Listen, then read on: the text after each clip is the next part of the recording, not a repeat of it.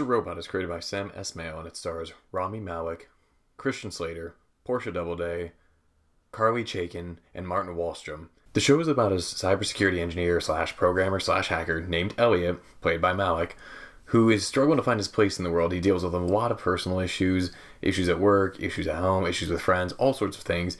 And he comes into contact with a group called F Society, a group of these hackers who are looking to take down the system, and Elliot is the final piece that they need to fit their puzzle. This is a serialized TV show, so there's a lot of other things that go on, and we're along for the journey, so let's talk about it. So I told myself I actually wasn't going to do a TV show review, but one of my friends has really been pushing me to watch this for a little while, and I finally got around to it, and then he wanted me to do a review on it, so you're welcome. Now, in dealing with serialized television as opposed to a movie, which I've mostly been doing, is you look at this episodic format and you're going to be looking at the story stretched out across a number of different hours, a number of different episodes, and in doing that, you can't focus just on one thing, or typically you don't. Most TV shows are going to split off and have a little side story here with this character, with that character, so there's going to be a little bit of a disconnect from one episode to the next, depending on how the story's flowing. Now, the great thing that works really well about Mr. Robot is it deals with a lot of issues that people are thinking about now, about a lot of corporate control, hackers and identity theft, things like that. There's a very common theme that's very relatable about this, and the characters are very relatable. These aren't just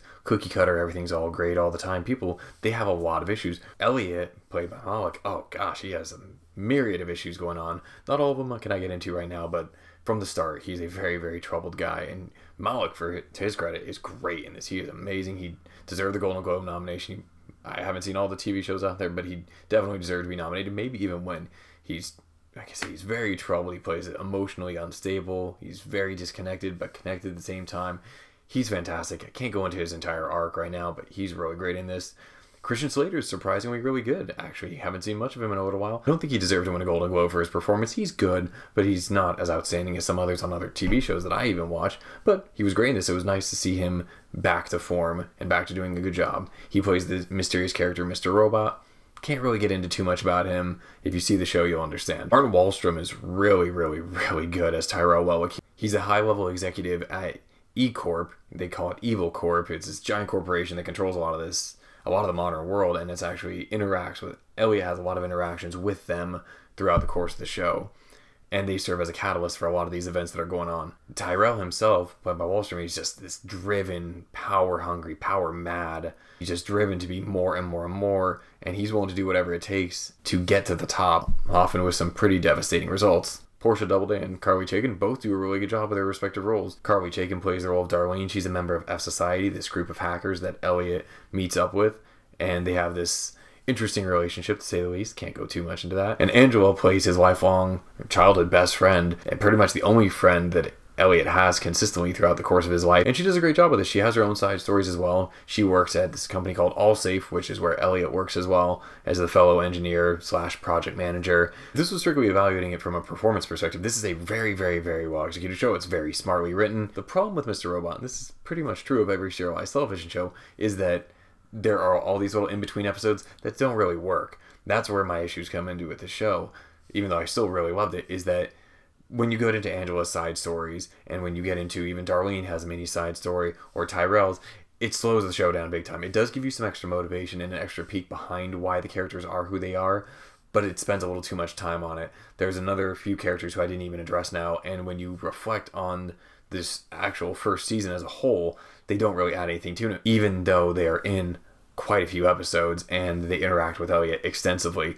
You can argue that it's delving deeper into his mentality and showing this kind of spiral that he goes into, I guess, but it doesn't really necessarily do anything for the actual show.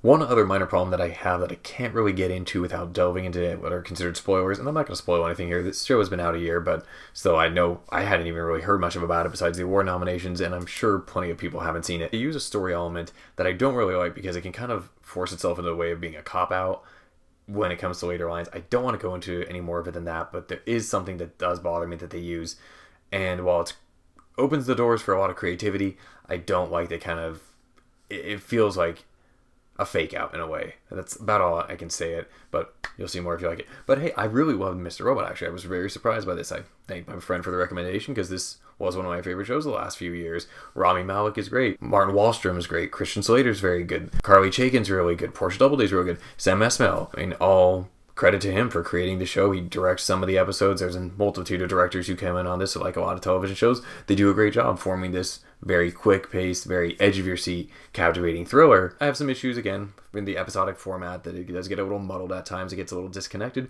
but this still works really well, and this is still a very entertaining show. I'm going to go big on this. This is a 9 out of 10 for me. I really, really like this. There's a lot to like here. It's only 10 episodes, so it's a pretty short watch.